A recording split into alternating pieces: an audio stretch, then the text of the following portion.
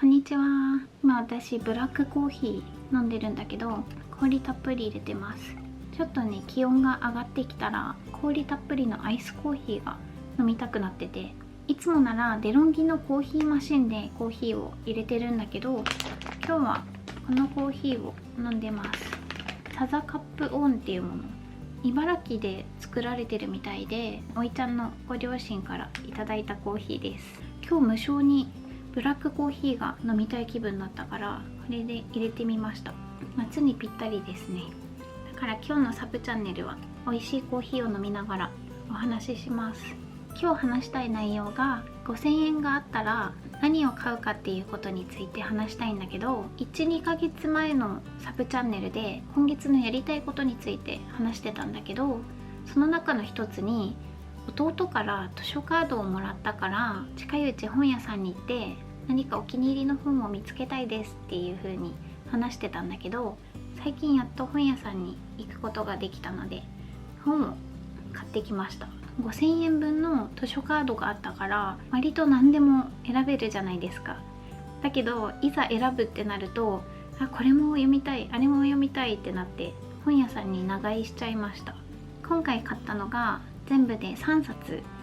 その本を紹介します。まず1冊目はこちらの本です。タイトルが休む勇気っていう本です。この裏表紙に書かれているのが、残りの人生で今が一番若く一番時間があります。今日という日は残りの人生の最初の一日ですって書かれてて、この本は私が読みたいっていうのもあったけど、一番は弟に読ませたいなって思って選びました。私の弟が今めちゃくちゃバイトを頑張ってて、それ以外でも頑張ってることがあるんだけど、今日もバイトに行ってるし、昨日もバイトだし、バイトが続くとちょっと体調を崩しちゃう時があるんですよ。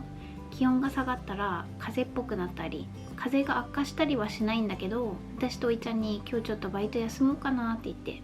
休もうかなって言うんだけど、結局バイトにはなんだかんだ行ってるから、体を休めるのも仕事のうちだよって私とおいちゃんは言うんだけど、それでもね、いや今は頑張り時だって言って頑張りすぎてしまうっていうのがあるから、私がまずこの本を読んで、この本に書かれてる重要なことを要約して弟に伝えられたらいいなって思ってます。まだこの本全部は読めてないんだけど、パラパラって読んでいくと、著者の方自身が影響を受けた言葉っていうのもたくさん書かれていて、それもすごい参考になりますね。表紙にも書かれてるけど、人生で一番大事な仕事は思い出作りって書かれてて、確かにそれはそうだなって思って、お金はいくら貯めても墓場には持っていけないけど、思い出はずっと残り続けているってことで、私にも言えることだなって思ったので、これから時間を見つけてゆっくり読んでいきます。2冊目の本が気にしない女は全てうまくいくっていう本です。でこの本は本屋さんでね、パラパラって読んでる時に、これって私がやってることじゃんって思って、私も何か身の回りでトラブルが発生しても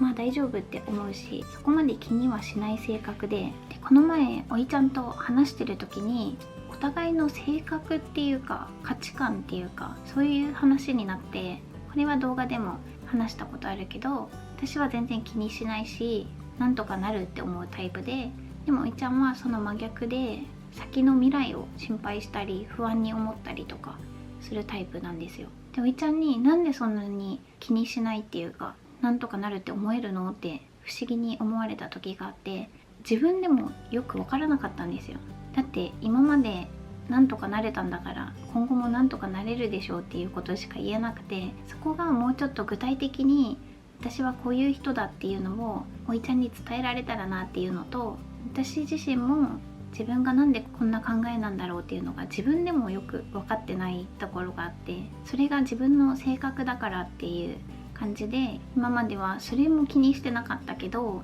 でもこの本を読んで、私が言いたかったことはそれだっていうのが文字で文章で分かったから、私はねこれを読みながらおいちゃんにも聞かせてました。そしたらおいちゃんが、だからお嬢はそんな考え方ができるんだって少しは理解してくれたかなって思います。目次を読むと、人は人、自分は自分の線引きをするとか、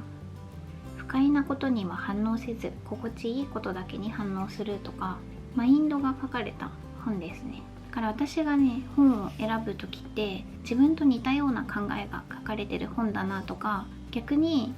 こういうの知りたかったっていう本を買うようにしてます。だいたい本を選ぶ時はみんなそうかな。この本はこれから繰り返し読んでいきたい本となりました。私は気にしないで、おいちゃんは結構心配になるタイプっていうのを話したけど、おいちゃんはおいちゃんで心配したり焦ったりすることで自分の頭が整理されて、今自分が本当にやらないといけないことがすごくはっきり見えてくるタイプだなって思ったから、私の中でこうやって自分のやりたいことを明確化していくやり方もあるのかって、おいちゃんの考えを聞いて、これは今まで私になかった考え方だなって思ったりすることもあるので、心配するとか不安に思うことがデメリットって言ってる話をしてるわけじゃなくて、人それぞれ自分の考え方とかがあると思うから、自分に合った考え方ができるといいなって思ってます。最後に選んだのがこちらです。松浦弥太郎さんのアイデアの毎日っていう本。私松浦弥太郎さんの本が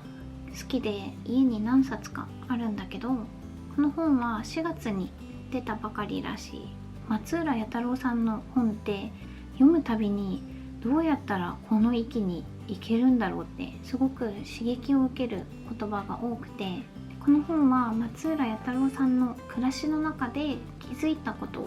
アイディアが書かれていて、これを全部やるってことは私の中でちょっと難しいところもあるけど、自分ができることを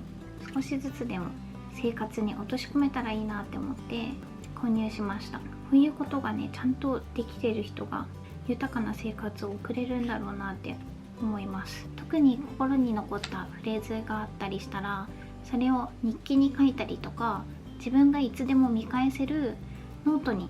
書いたりすると、自分の中でこういう時にどうすればいいんだっけとか、心がモヤモヤした時にその本の一言でやるべきことが分かってきたりするので、私はねこれもまた自分の日記とかに書いていきたいです。今回久々に本屋さんに行ったけど、やっぱり本屋さんってめっちゃ好きだなって思いました。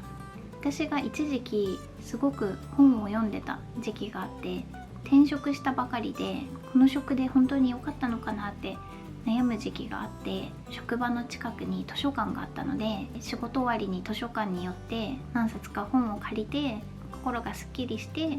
でまた本を返却して新しい本を借りてっていうのを繰り返してたので、またねこれを機に時間を見つけて近所の図書館に行きたいと思います。今回選んだのはこちらの3冊でしたが、また本屋さんに行って本を買ったら何を選んだか紹介します。本日もご視聴いただきありがとうございました。